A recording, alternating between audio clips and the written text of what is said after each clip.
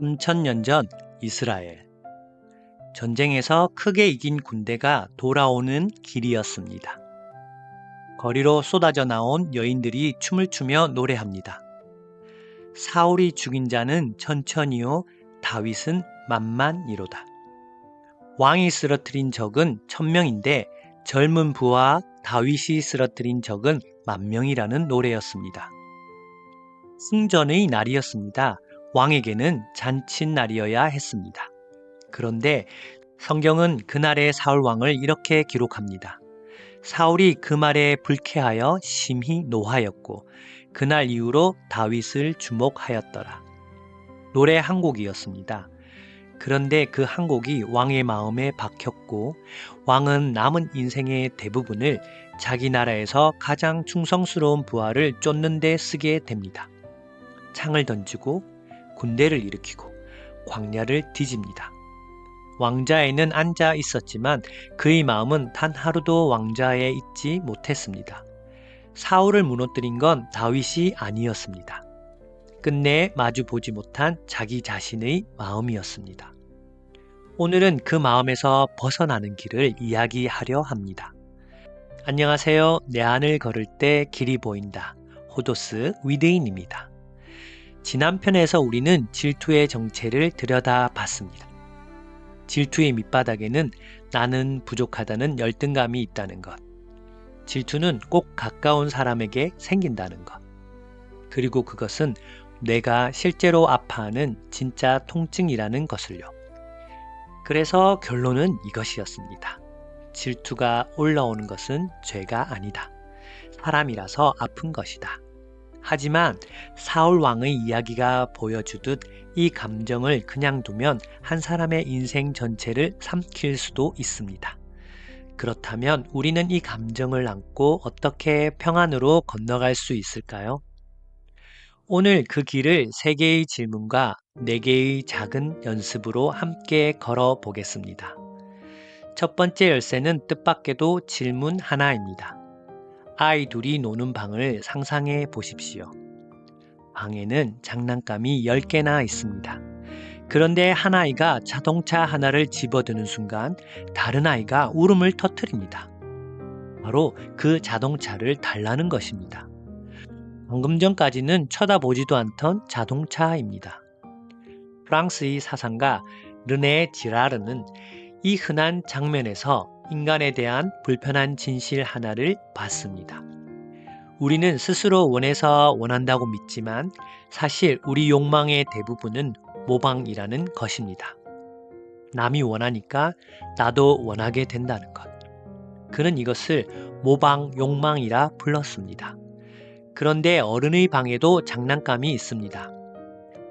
그 아파트, 그 자리, 그 차, 그 삶의 모양. 정말 나에게 필요해서 원하는 것일까요? 아니면 모두가 그것을 바라보고 있으니 나도 바라보게 된 걸까요? 그래서 질투가 찾아온 날 스스로에게 던져볼 첫 번째 질문은 이것입니다. 내가 지금 부러워하는 저것은 정말 내 삶에 필요한 것인가? 아니면 남들이 원하기에 나도 원하게 된 것인가?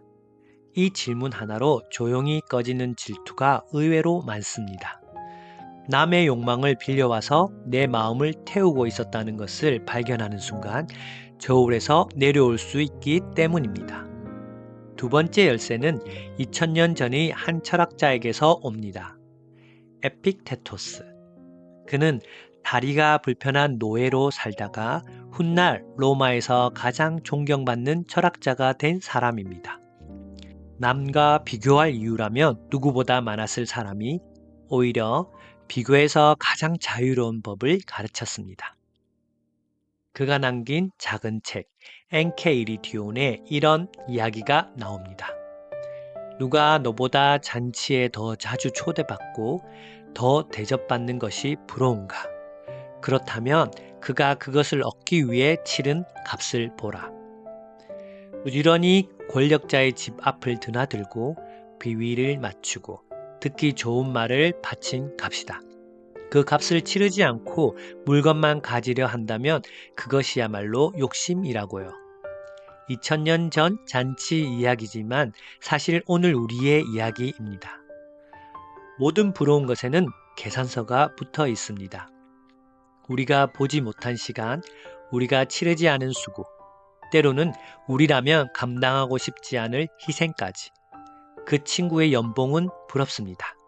그런데 그 친구의 새벽 5시 알람과 주말이 사라진 달력과 밤에도 울리는 상사의 전화벨까지 부러우신가요? 결과와 계산서를 나란히 놓고 보면 부러움의 크기는 대부분 줄어듭니다. 그런데 만약 계산서를 다 들여다보고도 여전히 원하는 것이라면 어떨까요? 그것은 이제 질투가 아니라 방향입니다. 바로 그 이야기를 해보겠습니다. 네덜란드의 심리학자들이 사람들의 시기심을 가만히 들여다보다가 재미있는 것을 발견했습니다. 닐스 판 더 펜 연구팀이 보니 같은 시기심이 사람들 안에서 두 갈래로 갈라지고 있었던 것입니다. 한쪽은 이런 마음입니다. 저 사람이 저걸 잃었으면 좋겠다. 상대를 끌어내리려는 마음. 연구자들은 이것을 악성시기라고 불렀습니다.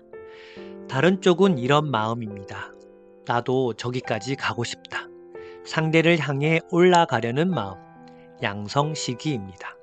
이어진 연구들에서 두 마음의 결말은 완전히 달랐습니다. 양성 시기를 느낀 사람들은 더 오래 책상 앞에 앉았고 실제 과제 성과도 올라갔습니다. 악성 시기를 느낀 사람들은 그 에너지를 상대의 흠을 찾는 데 썼습니다.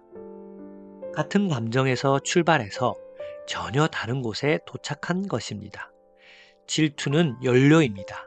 이 연료로 남의 집을 불태울 수도 있고 내 길을 밝힐 수도 있습니다. 그렇다면 이 갈림길에서 방향을 정하는 것은 무엇일까요? 인정입니다. 나 지금 질투하고 있구나. 이 한 문장을 스스로에게 허락하는 것입니다. 이상하게 들리시겠지만 질투를 가장 위험하게 만드는 것은 질투 그 자체가 아니라 질투를 부정하는 마음입니다. 사울 왕을 다시 떠올려 보십시오. 사울은 단 한 번도 내가 다윗이 부럽다고 말하지 않았습니다. 대신 그 감정에 다른 이름들을 붙였습니다. 저 아이는 위험하다. 이것은 나라를 지키기 위한 일이다. 이렇게 덮어둔 질투는 사라지지 않습니다. 다른 얼굴을 하고 나타납니다. 의심이 되고 의심은 창이 되어 날아갑니다. 우리의 일상에서도 마찬가지입니다.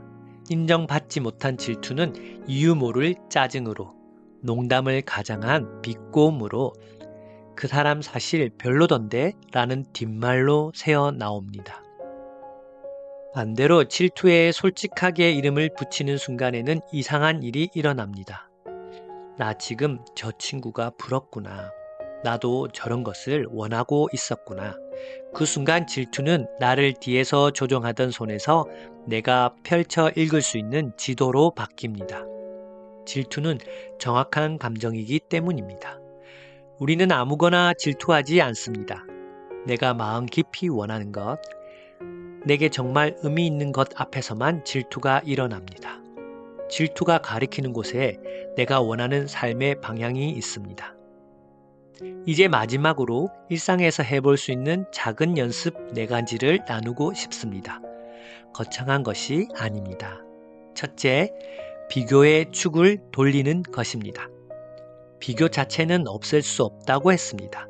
인간의 기본 작동 방식이기 때문입니다. 그렇다면 방법은 하나입니다. 비교의 대상을 바꾸는 것입니다. 타인이 아니라 어제의 나와 비교하는 것입니다. 지난달의 나보다 나아진 것 하나. 작년의 나는 몰랐지만 지금의 나는 알게 된 것 하나.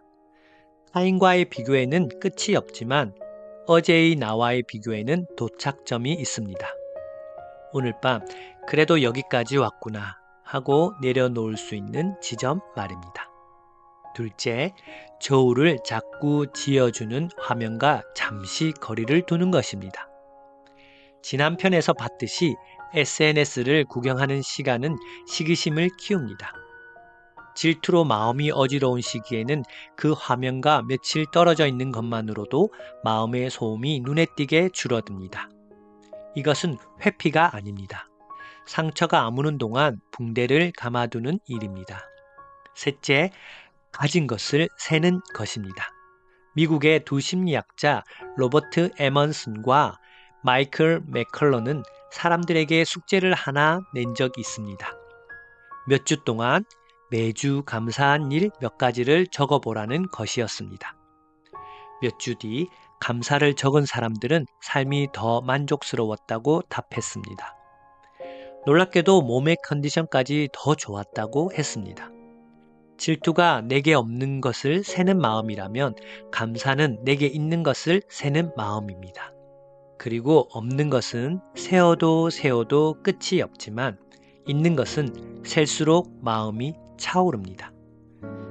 넷째, 축하하는 연습입니다. 어쩌면 가장 어려운 연습입니다. 질투가 나는 바로 그 사람에게 진심을 조금 담아 축하를 건네보는 것입니다. 정말 대단하다. 축하해. 처음에는 진심이 절반쯤이어도 괜찮습니다. 나머지 절반은 연습이 채워줍니다. 신기한 것은 축하가 상대를 위한 일 같지만 사실은 나를 위한 일이라는 점입니다. 질투가 상대와 나 사이에 벽을 세우는 감정이라면 축하는 그 벽에 문을 내는 행동입니다. 상대의 기쁨을 축하하는 순간 나는 그 기쁨의 바깥에 서 있는 사람에서 그 기쁨 곁에 있는 사람이 됩니다. 빼앗긴 사람이 아니라 함께하는 사람이 됩니다. 이 연습들이 쌓이면 어느 날 문득 알게 됩니다.